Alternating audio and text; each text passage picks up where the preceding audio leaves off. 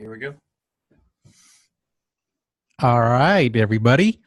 Welcome back. Here continues our series. We never know what's going to be, but I guess this time around we really have no idea what's going on. So, No, that's a good way of describing how I feel. yeah, the energy's kind of crazy. The super wolf blood moon, or I always get that name messed up, but I saw it last night. Man, that was great. I didn't know if you got to see that. That was really cool. Yeah. I tried to get some pictures with my phone camera, but yeah, it's not a professional camera, but it was really nice. Yeah, no, it was super, super cool. But it's interesting, for me, like moons like this, full moon, we always talk about energies and in the metaphysical realm. And for me, whenever there's a full moon, I can tell you there's a full moon. Why? Because I cannot sleep well. Like I tossed and turned last night. I was just exhausted. Well, I am still exhausted, but it's interesting. I mean, there is something to it. No matter what people say, it's like, oh, that's woo-woo stuff or whatever. I do believe that there is something to it. I mean, because it does affect, it is gravity, so it's some type of energy. So it does do some changes. What it is, we probably haven't figured it out. Yeah.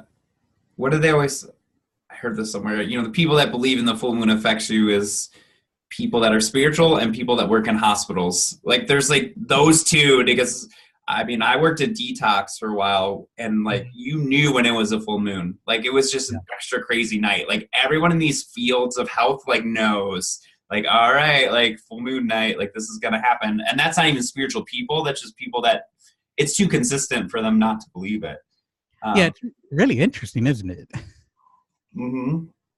I've never understood how you cannot relate it. I mean, of course, there's myth and legends behind it, like the werewolf. But to me, the werewolf is probably our inner wolf that comes out. And somebody said, "Man, that guy probably is like a wolf." Yeah, there was one. I was hiking by myself in the middle of winter, and I was back in there and something told me, I was like way back in the woods. It was a crazy experience. Talk about wolves. I was walking down this snow path by myself way in the mountains and this huge dog comes around, like a wolf dog, but he's off leash. So he just comes around the corner without a person. And I'm like, this is not real. Like what is happening? And then the guy walked around. I was like, oh my God. But it scared the crap out of me because he hadn't seen anyone in like 2 hours. Or more, it feels like forever. But the message I got was sleep more, rest more during the new moon, and be more awake during the full moon. Because that makes sense. Like if you were living from a logical perspective out as a nomad in the wilderness, you would have light. In the full moon light, like if you were in the mountains, like the moon lights up like the sun. Right. So of course you would stay up, but if it was a new moon, you'd be like, well, I can't see shit, so I'm going to go to bed. Yeah, there is some logic to all of that myth. The reason I always say that whatever myth there's some truth to that, because those myths have been stories that have been told over and over and over again, and of course it's a story, so it changes over time. Just like that little game that you tell somebody one thing, and then that person tells it the next person, and by the end of the whole circle, it's a whole different message of what got turned around. Right. But yeah, definitely. But on the energy, back to the energy part, I mean, that's the other part. I believe that there is something about energy, whether it's affecting somebody else, or there's things that people call energy vampires, the people that kind of suck your energy. And the easiest way to explain something like that is, have you ever felt tired after talking to somebody? Or have you ever felt some restlessness when you're talking to somebody? I mean, that's all energy right there. So there is something to that energy part of it. I find it very interesting that so many people are quick to dismiss it, and yet they're in it all the time. It's a weird thing to dismiss. Like that word energy, because Einstein talked about energy all the time. Like it's not, so you say, oh, people are like, I don't believe in the energy stuff. I'm like, what do you, like that, that's not of course it's there. You don't believe how Uh-huh. it's manipulated by the moon, but like you have to believe that there's molecules everywhere and they're all being manipulated by something. I mean, with the water experiments and saying different things to the water and changes their crystals, like Yeah.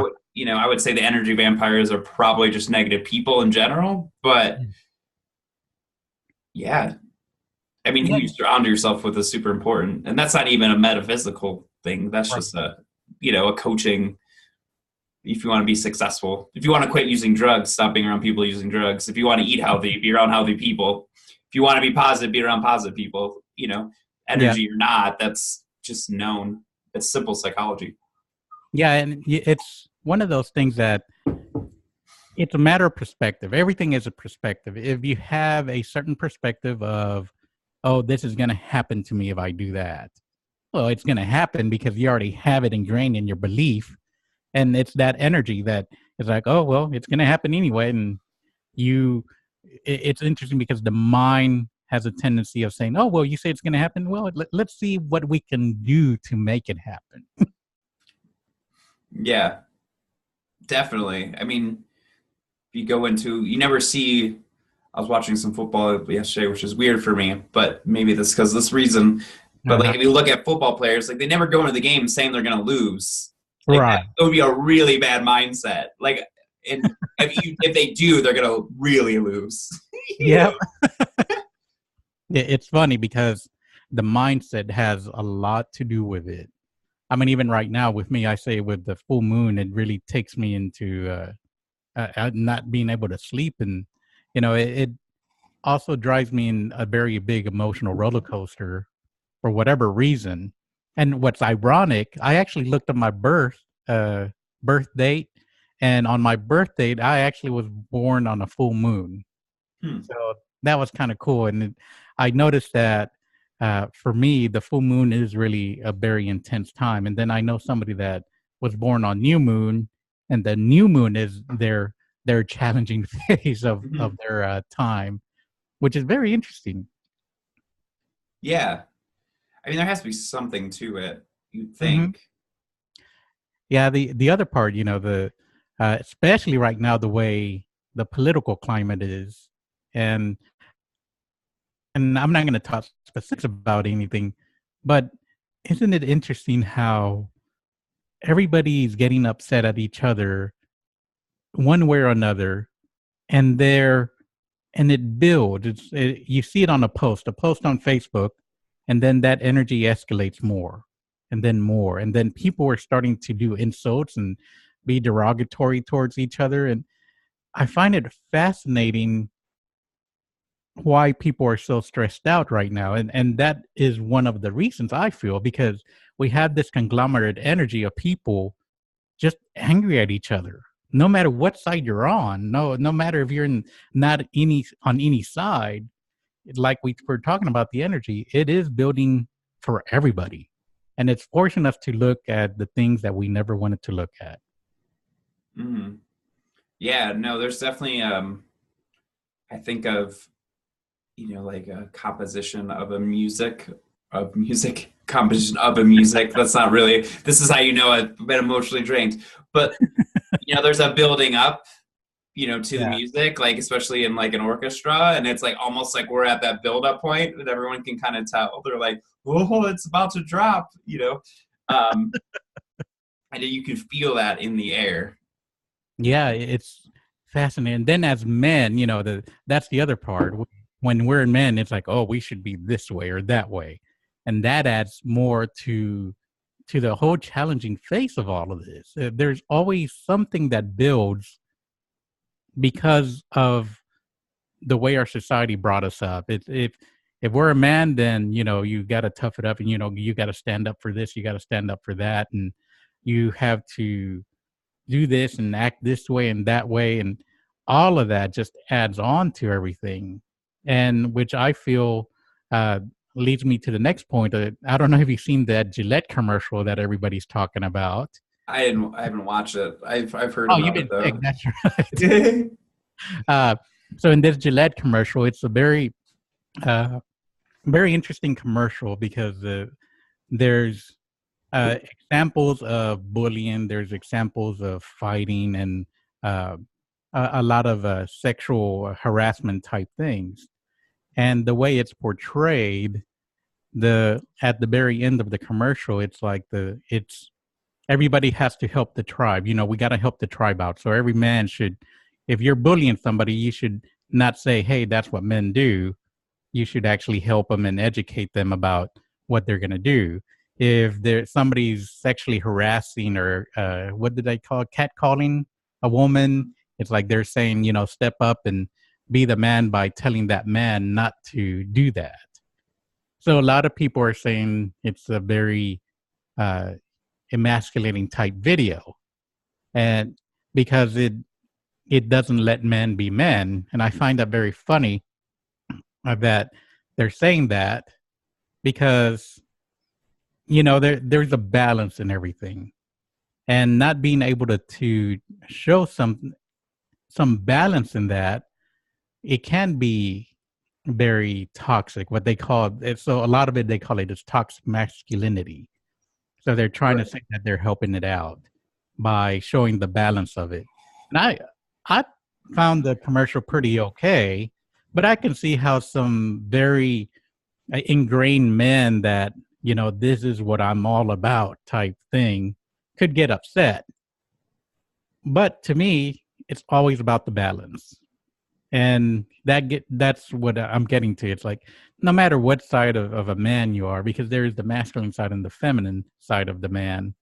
If you're on either one, it's like really we should balance. No matter what side you're on, even if you're in the middle, you're always struggling to be in that balance in that middle ground. And Right. that's how we should be. I don't think there should be all this chaos about, oh, well, it should be strictly this way. It's like because the moment we start doing the pendulum, we go one way and then we go back the other. And we're going to repeat the patterns over and over again. Right. Yeah. It just seems like a massive distraction. It's just, It, I it mean, is. it's so weird. It's like it's this like liberal Democrat Republican conservative fight, Mm-hmm. and everyone's got to take a side on a team of the drama. It's like if you took like a small group of a tribe, Mm-hmm. and there was like one person that said something, and then the tribe like of 10 people, right, one person said something and five went over here and four went over here and so I'm going to take this side, I'm going to take this side, and then that's like really what people are doing, but they're doing on the internet now, and there's this like weird people on a team. So like if you're on the conservative team, I think you'd be like, oh, this is taking away masculinity because anything that's compassionate and caring and about this is obviously liberal, right? And then you're the other side being like, well, if you don't agree with this, then you're an a-hole. And well, that's not constructive either. That's bullying. That's just Yeah. another form of bullying. So it's like, I don't know, it's just weird. It's yeah, it's bizarre. I Yeah. don't It's know. getting, I don't I know. want to stay away from it. Uh, you know, it's one of the topics that the reason I bring it up is because it is one of the things that's going on right now, and it's really testing us in every way. Um, the Right. the test is not really who wins. The test is, can you find a middle ground? Can you find what your balance is in all of that? Because when it comes down to it, yes, that side's right, and yes, the other side is right. Right. You Because allow yourself to be a man because I think there is part of that yes, happening. And then also don't be a douche. Like don't be a that's probably a bad word because that's offensive too. I get that. But like don't be a jerk. Like Mhm. bullying and catcalling is kind of just being a jerk. Like it's pretty Yeah, simple. Like it's just not being nice. I don't care if it's a woman following a man and being a whatever. It's just like it's kind of like what would you want your daughter to be catcalled on the street? Probably not. Okay. right. Like we don't want our kids to be bullied. Like that's not constructive. Like no one said, "Oh, I was bullied and that was great for me." I mean, sometimes it motivates you, but um, it seems pretty simple.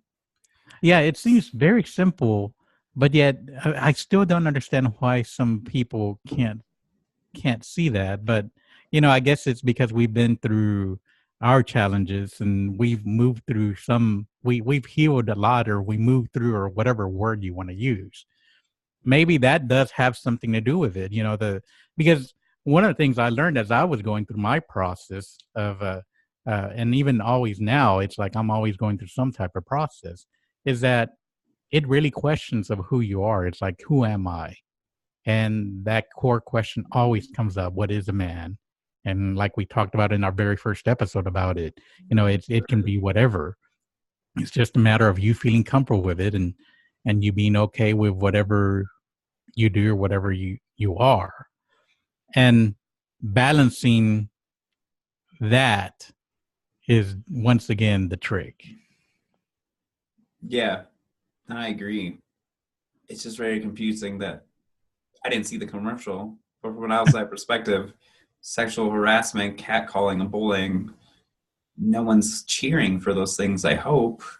Yeah, I would hope not. I mean, So, that's weird. Like, you could be a manly man and like eat meat and drink beer, but not bully someone. And I don't know, doesn't seem related. It seems like it's an old fight that's brought into this new space. That has nothing to do with it. And bullying usually winds up being because of an insecurity of the bullier.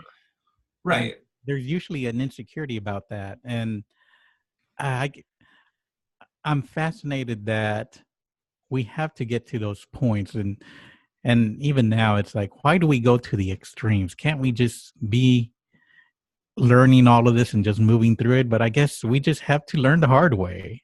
I mean, with everything going on right now, it's like I wish we'd once in a while. I do say it's like, man, I just wish everybody would just love each other. Well, they'd have to love themselves first, which is part of the issue. Well, yeah, there's that. It's hard to love someone else when you don't love yourself, which is the bully, Yeah. Yeah. Yeah, the loving oneself is, it comes back to that. It really is a very powerful statement, just that. I mean, and it's so funny because it's so easy to say, but yet it's one of the hardest things to do for some people. Even with me, it's like, because we have to love ourselves in every flaw that we have. And I think that feels like it's the real test. It's like, can you love the little things that you don't like about yourself? And I feel that's what's happening right now. It's right now, everybody's dark, deep secrets are being played out, and that's why people are reacting the way it's like, oh, because we're all reflection anyway of each other. What usually frustrates me about somebody else is something that I have about them and me. That's the way I've seen it. And once you start seeing life like that, it really changes things, because, all right, it's like, oh, that triggered me. It's like, why is that triggering me? What is it about him or her that's really triggering me? Right. Yeah. Oh, bless you, maybe. But just taking a look at those triggers and what's coming up, but people just want to put it on. It's easier to go this Gillette commercial, blah blah blah blah blah, and like that takes people's focuses away. It's like there's always it seems like there's some story that's polarizing people out there all the time. Like every time I look around, the Santa baby, it's something, and I'm like, why does this keep on happening? It's like the news companies like figure something out to polarize people, to like keep us, because you need a story. So nothing's really going on. Like, Trump's going crazy and someone else is going crazy, but like, it's almost like they milk it. It's like this milking of like something that's just a commercial. It's like really weird. When there's like beer commercials with women in bikinis running around, but we're like, oh, that's cool. But the Gillette commercial, let's focus on that, because it's weird. But news, I call them news-entertainment. It's like entertainment, but news. It's like, because we don't really have news anymore. Now we have ratings. It's like, what's the rating for this? And what's the rating for that? And can you get more eyeballs on the screen? Can you get more eyeballs to look at this commercial, and can you keep them there? So it has to get emotional, because that's what gets us moving. I mean, that's part of the emotion that drives us to do certain things. Right. And that's all they push. They push those buttons. And if more people just understood that part, I think it'd be a much better world. At least that's my opinion. No, I definitely agree. It's definitely it's definitely odd. I don't. I mean, I do my best to detach from all of it. I'm Hmm. not perfect at it. Um, that's just my viewpoint. I guess this has been my path. I don't know if it's a good path, but when I see drama, I just like go, oh, okay, I'm just gonna like go over here, and I'm like, I don't. This is not worth my time. Yeah. It drags people down. It's so Yeah. fast, and it's like it's usually just a misunderstanding or something. Mhm. But it's like you already got to like go to work and get through the day and sleep and Yeah. exercise, and now you also have to worry about a Gillette commercial. Like I don't have time for that. And you know, and you know what it comes down to? One of the things that I've learned also through all of this is it's all about communication. If we would just Mm, communicate and communicate, and when you don't understand something or you want to understand what people are saying, why don't you just repeat what they said? Like, for example, I always repeat when, especially in a heated situation, I go, okay, let me make sure I understand. You said this. And that helps diffuse the situation and it helps me understand better because sometimes I don't understand what people are telling me. And so we're such a proud type people that, oh no, you can't. It's a sign of weakness, especially for men. It's like, oh no, I can't do that. I would be seen as weak if I'm asking because I don't understand. And to me, it's okay. I mean, that's vulnerable. Vulnerable will open, if you open up your heart, the other person will probably open up their heart also. That's my opinion. mm, yeah, definitely. I mean, the more open you are, the more open the other person always will be. For being a therapist in general and running groups, Hmm. the more open the group already was, the new person would be more open right away. Oh, that's If a cool observation. and if the people weren't open, then they wouldn't be open. So it's interesting. One person not being open can stop everyone from being open Yeah. faster So than one person being open can get other people open. It's really weird. Um, but that's because as people, we want to conform. I mean, that's just how our brains work. So not enough studies have been done. So if you're more open or people are more open, they're going to conform because it's really hard not to conform. Not that you always want to conform, but it's, like I said, but you're going to be around people using drugs, it's harder to say no. Over time, you're probably going to wear down. hmm, Keep on putting yourself in that situation, I can whatever it understand is. that. Yeah. It's kind of like the mob effect, right? It's like when somebody kind of pushes that envelope, then everybody starts joining, and then because then it becomes all peer pressure. It's like, oh my goodness, it's like I got to fit in. I got to be accepted by all of these people. Right. Mhm. I I went think through that. I think that's why people watch the news and get into these stories because it's a way of connecting. So then when they meet someone, they can talk about this thing that everyone's talking about. Hmm. And it's like the Game of Thrones effect. Not that it's bad to watch Game of Thrones, but for a while, like I think people just started watching it because everyone was talking about it. Believe it or not, I still haven't watched Me it. either. I don't know. I don't know what it's all about, but I just know everybody tell me, "Oh, you haven't seen Games of Thrones," and uh, I go, "No." They go, "Oh man, you should jump on it." And before I would go, "Oh yeah, I think I'm missing out on something," and now it's like I go, "Well, it's like, am I ready? Man, that's all right. I'll go do something else." Right. And I mean that's like with the news in general. Mm-hmm. It'd be like people like, oh, you have to be informed. Like you have to know what's going on. One, it's probably not even what's really going on most of the time. Oh yeah, So that doesn't even help. Never was. It's just a story like of someone else's viewpoint. So like what? But to fit in, right? You have to watch mm-hmm. it. It's almost like this weird thing where you have to, and it's not bad if you want to and it excites you. But if it's a must or a should, then it Yeah, just becomes destructive. I mean, it can bring people down for yeah, sure, really yeah. fast. Yeah, and for me, it's like I like to be well versed in current events. That's me. I'm kind of like a knowledge sponge and info junkie. So I'm a self proclaimed info junkie. So I like having that information. I like having conversations because I deal with different types of people all the time in my business. Right. So I like to be informed because you never know what kind of topic. And for me, it's kind of interesting to see because I don't really, especially now, I don't see it as for what it is, what they're trying to push on me. I'm seeing it more for the overall message, like it's like the emotional things, like we were talking about, like in the news. It's like, oh, I can see where they're trying to hype up this or they're trying to hype up that, and it's interesting when you see the world in that way. Makes makes it very interesting to interact with people. Yeah. Yeah. And I can see, I mean, how it would drag people down. I don't know, Yeah. in two ways. It doesn't have to, but like doing meditating, going to yoga today, I mean, I didn't have my phone or was connected to anyone for 3 hours more straight. And I was Mhm. like, I feel so good. I like the world melted. It was like, this is Yeah. it. Like this moment for like a little bit, I was there and I was like, Mhm. oh my God, like forget. But people are so connected that they never detach enough to like be at peace. They're in a circle. Yeah. You got to Nirvana. Is that what you're saying? I don't know.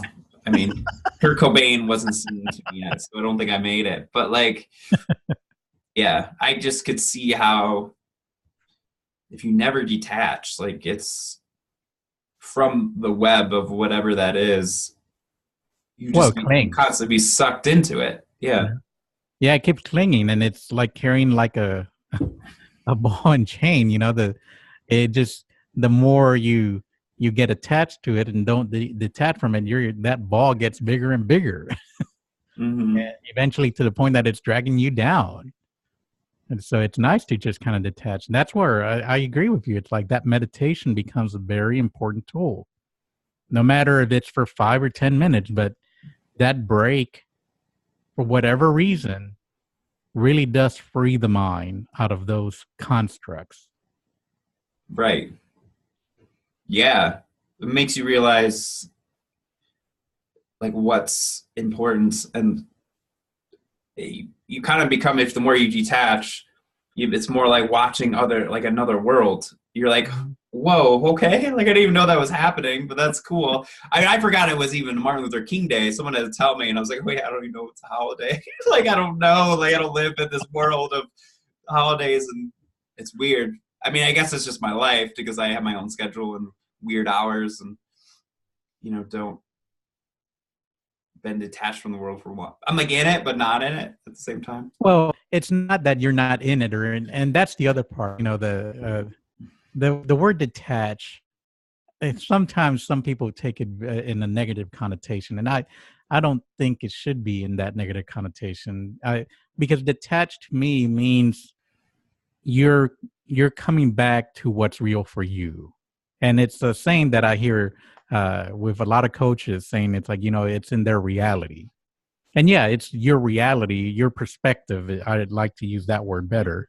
It's like it's your perspective that you are coming back to because you're getting bombarded by, I mean, even just driving down the road, if you have all the subliminal peripheral marketing, and by that I mean like the billboards or the radio playing a commercial if you're listening to the radio. I mean, there's so much peripheral marketing that, yeah, that does kind of build on you something behind you. So when you go into that meditative state, you're you're removing that subliminal side of it, the peripheral marketing part of it, and you're coming back to who you are. Mm-hmm. And that's very powerful. Yeah. Yeah, kind of tell a story about that because I guess we're going here. Like when I would do ayahuasca and mushrooms, Mhm. I actually saw a lot, and it was literally people, shadow people, holding signs, and Mhm.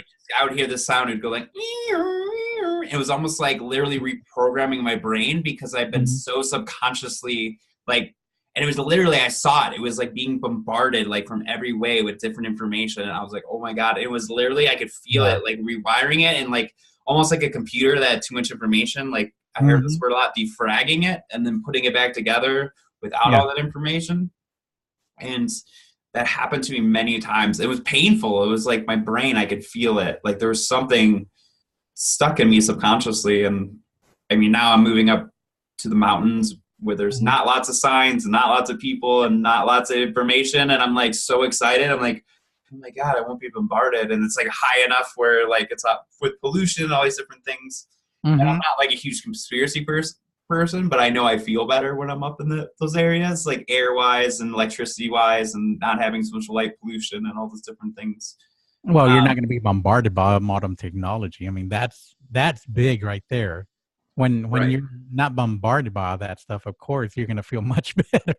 It's weird. It's like monks are the happiest people on the planet, and we're like, oh, I always would say, oh, I need to be around the food or the entertainment, all these things, and like the people that are the happiest on the planet are like doing mantras in like a ashram somewhere, right? Like they're like in bliss, and we're like, oh, I need to keep hold on to these things, and like Mhm. more and more, I just like want to like let go of them all and just like run up in the mountains, and I want to be a part of society and help it or whatever. But like also like knowing that, like having at Mhm. least the awareness of like, oh yeah, this Wi-Fi and all this stuff is definitely affecting my system. Yeah. Well, it's all energy. We get back to that Right. core part of it. It's all energy.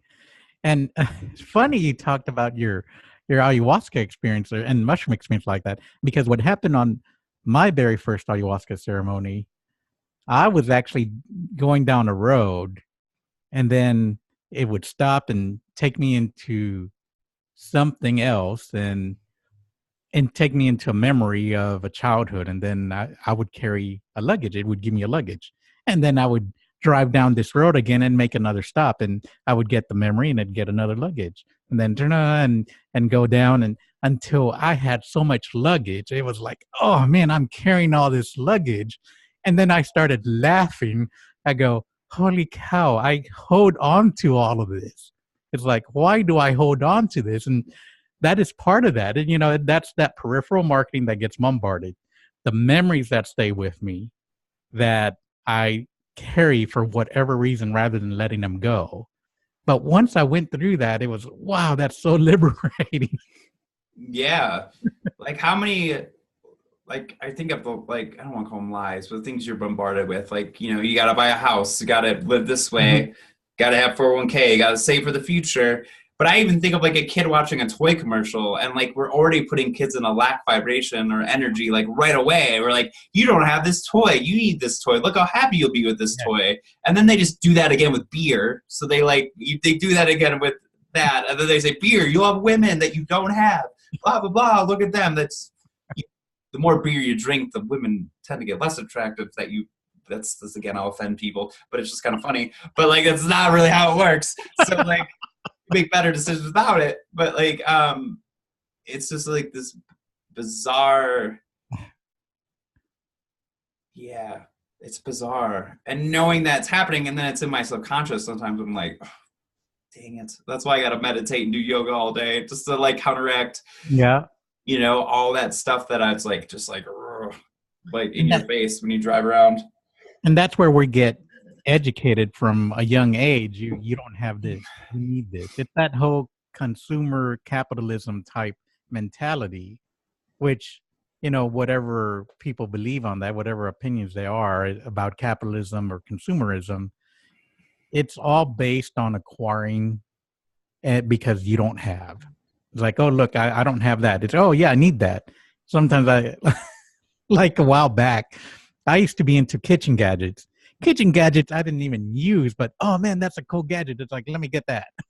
Oh, let me Right. get that. And it's things that I didn't even need and never used. And then I actually sat down and like threw a whole bunch of gadgets out, or actually I donated some of them and I threw the others away. But it was things that I never used. And it's like, why in the world did I buy this? And why? So if I had been a little bit more slowed down, because that was happening in the time when I was uh, before my awakened state is what I call it. Mm-hmm. I was just acquiring stuff. If I had actually slowed down before buying that device or whatever, I would have said, am I really going to use this? It'll really make me question who I am in that sense. Right. It's just gonna bring me joy or an experience Yeah. or something. And it's not to not buy things ever, but you really need food and water. Yeah. and you're kind of home, and you're good.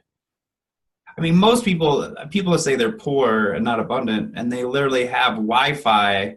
They can listen to us right now. They can watch Mhm. any video they want. They probably have food, and they could go order any food off their computer that they want from Uber or something. Yeah. And I'm like, then they're like, oh, I'm poor. I don't have enough. I'm like, what is happening? Like, it's like, Yeah. and it's, I do that too, but like, I like the Patch Adams quote. If you have you have food in front of you and a bed to sleep in, there's no reason not to be joyful. Yeah. Because really your needs are met at that point. Yeah, I remember. So a little bit about my background. I grew up in Mexico, and I came over here when I was 7 years old.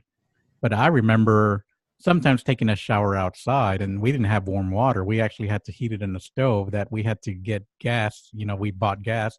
We put the water in the bucket, go outside, and kind of just, pour it over him. That's how I would take a shower. And I come over here, and sometimes I really do understand the whole first world problems. It's like there is something to that. When we don't know what we have and we don't have gratitude for that, we seem to not appreciate it as much as somebody that goes, "Oh yeah, I can just get that." And they're not seeing it because they've never seen it before. Right. So it's kind of interesting for me to see that, because sometimes, I'm very grateful. I have I have a computer, and I have a TV, and I have all these other things where, back then, some of these items would have been a luxury. Mm. And it makes you have that gratitude, which is the very important part that you're talking about. It's like gratitude for what you have at this point in time. Right. Yeah, just anchoring that you're exactly where you're supposed to be and things are going well. It's Yeah, that achievement, and like you talk about like toxic masculinity or a toxic society thing. I don't think it's just masculine, but like the I agree. addiction to that achievement. Like once I get these things, it's like the push. And I watched the Mike Tyson, Joe Rogan, interview, and he was, the best in the world. And he looks back, he's like, I don't wish I didn't fight and achieve like that. And it Mm. came from this lack place. So he achieved, and he was hypnotized and lots of different things. But like, yeah, he wasn't happy. And we just think that's going to make us happy, right? Once we get to that Yeah. run over the mountain, then we'll be happier. The last couple of weeks, I've made like a super low spending plan. And I'm like, wow, I'm just as happy as I was last week. Like, Yeah. it's didn't make a difference in my level of happiness. I mean, I had things to do and paint and stuff. So I was like, oh, interesting. Like, it wouldn't matter, and that when you're good with what you have, you end up becoming more abundant because you're not spending money on stupid stuff. It's like funny. Yeah. You're like, oh, I got to make all this money. I'm like, oh, maybe just don't buy these things that you don't need. And then it's like, oh, okay. Like I see people make $120,000, and you talked about your story, like, and they're in debt. And part of me is like, Yeah. it's fine, but they're not abundant. Yeah. And that I understand that, because I when I was doing really well, I had the whole house and everything, and it was interesting to see how that accumulation wasn't bringing me the happiness. And now it's like I have the happiness. It's like, because I relate to what you're saying. It's like, now I know myself. It's like I really enjoy this and I really enjoy that, and even that changes. But knowing at that point in time that this is what I enjoy doesn't bother me anymore, not getting this and not getting that. So knowing who you are helps in that. That's knowing what you like. And sometimes we don't know what we like, and we just have to experiment to find out what we do like. I went through a lot of things until I finally figured out I like painting, and now I'm getting into fractals and doing sacred geometry, drawing sacred geometry. So, and those are the kind of things that some other people might find boring, but for me, it's pretty cool. Right. And that's like, how the psychedelics or whatever path you choose, meditation, detaching with society, you can find out what you like. Because we have this joke in Denver. I was just hearing this conversation where you go on a dating site and literally everyone has a picture of them at a party in a suit if they're a guy, hiking with a marker writing something, or there's one other one I forget. But it's like literally if you look at people, they're all the same. And it's like because we want to conform, like that is actually we think we're taught individualism in this country, like we're taught to conform. Yes. Look at most people, they kind of look the same. It's kind of like, oh my God, this is boring.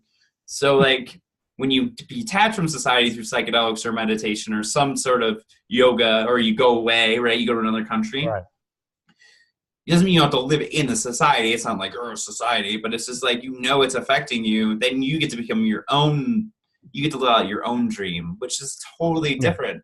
I can live in the mountains in one room or a tent and I'm beyond happy and I save up money and have more abundance than most people, while other people need a big house or a nice place. So that's not wrong. It's just like you need to know what's best for you.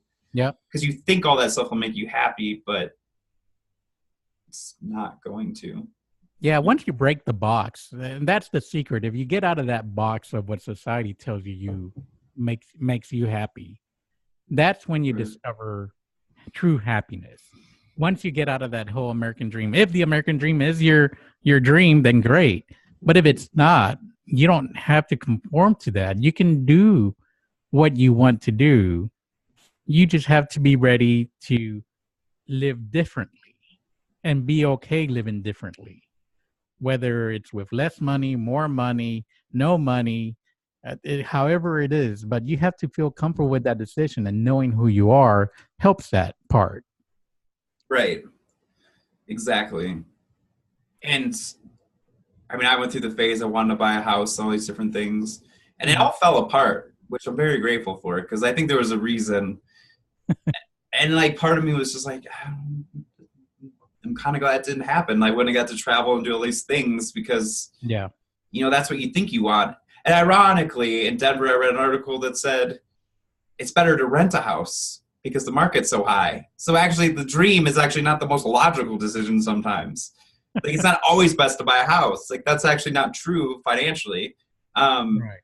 Sometimes it is, if that's, whatever it is. But, we're told all these things. Like, the funny one for always me is, like, saving up for retirement. And, like, I'm, like, moving the mountains. I'm like, I could work 20 hours a week, 25 hours a week. And if I got extra money, less, and survive. And people are like, you got to save up. I'm like, why? I'm already living my dream life. Like everyone's waiting to do it. And I'm like, what are you waiting for? Like, I mean, I guess if you like have a job that's physical and you can't do it forever, but retirement's not even good for your health anyways. Mm-hmm. So like, why are you doing it? So what? Right. It's not even good for you. It's like this weird thing, but it keeps you in a job. So you got to stay in this company and they have control over you. So then you got to have their pension, even though they're like destroying the earth, but you're like, oh, I got to stay because I've been here 10 years. Now I'm stuck. It's kind of like a weird prison, but people don't know that, but that's okay. When they have a bunch of money in their pension and they can leave right now and go live out in like Thailand or Malaysia and probably live their whole life right now and be fine. But they're like, no, I got to get my pension because that's what my dad did. Yes. Yeah, that whole lineage thing. It's like, oh, well, it's my dad did it or my mom did it, and then that's what I got to do. Right. And not that it's wrong to do those things if that's your path and you enjoy the job that you're in, but so many people are stuck in it because they think that's what they're supposed to do. And then you're told over and over again by billboards I see, like, you got to plan for this future. And I'm like, I could be dead in 3 days. Like, that's an option. That could be the future. I hope not. I don't think it's going to happen. But, like, like, who knows what'll happen? Yeah. The whole economy could crash. You could lose all your 401ks. Money. That money didn't exist. Who knows? Like, who knows? So, like, to worry so much and, like, not live your life now makes no sense. Yeah. And it's not even logical. Yeah, and the living now, it doesn't mean that you're throwing everything away. It just means that you're appreciating everything you have right now. I mean, that's really what it means when you are talking about now. Because I used to think, oh, living now means absolutely nothing. It just means, to me now, it now means appreciate what I have. And, if I have extra money, then put it away. If not, then figure out what's going to happen next. But not stressing out over it because it adds a whole nother level of stress. Right. Yeah, it definitely does. I mean, that's why anxiety is so prevalent.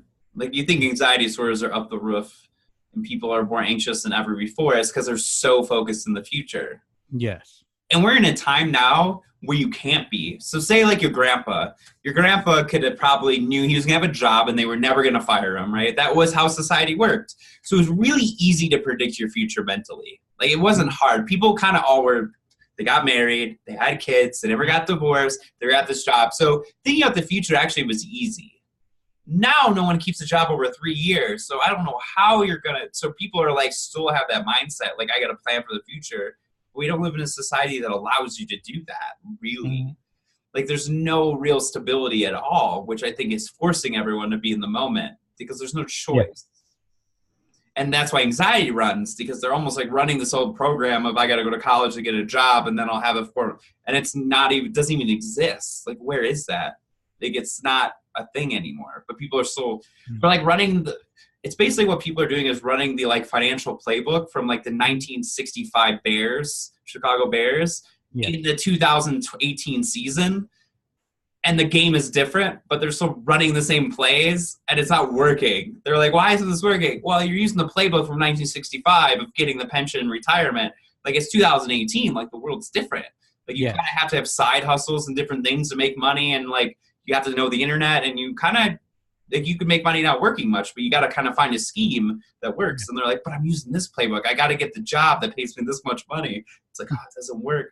I made more money not having a full-time job than I did having a full-time job. Yeah, and it's funny because that is society, that you got to fit within this box. Right. You have to follow this guideline. You have to do this. You're absolutely right. And it's so funny because the society has pushed us to, I feel, to a level that we can't fit within that society anymore, because with all the constructs created around us, it's created so much limiting things in our life that a lot of people are feeling very boxed in. And that's where, like you were talking about the anxiety, it's like that's where all of that's coming from. And until we learn how to break that individually and as a whole, then that's when I feel things are going to start getting better. Yeah. And it's going to take time. I mean, I think it's already happening. I think that's why the way politics are being right now, the way the government is being run, the way people are reacting to each other, the way even the countries are reacting within each other in the countries. And there's a lot of things that are like getting shaken up so we can break it down and finally find out what brings us happiness. Exactly. So with that said, we are out of time again. Always moving really fast here and always enjoying it with you, Daniel. Me too. Yeah. So let's do, we always say something for the end. So let's try and, let's say this time, what is the message you want to portray out to the people out there? Find a way to get into a flow state so you're not so detached to the world. Like, detaching from the technology, painting, meditating, yoga, hiking, like getting your brain so engulfed in something that you forget about the world. Because once you're not concerned anymore, that's when the spiritual connection happens. It's through that constant concern about something, politics, Trump, whatever it is, like, that keeps us from being peaceful. And from that peaceful state, that's when we can actually change things. But until we find the peacefulness, we can't change anything. I love that. Yeah. That's awesome. And mine is real simple for everybody. Just take some time and try different things and find out what makes you happy. Don't listen to the commercials. Don't listen to the TV. Don't listen to the radio. Go out and be adventurous. Try something you haven't tried and see if it makes you happy. Maybe coloring. is Mm-hmm. all you need.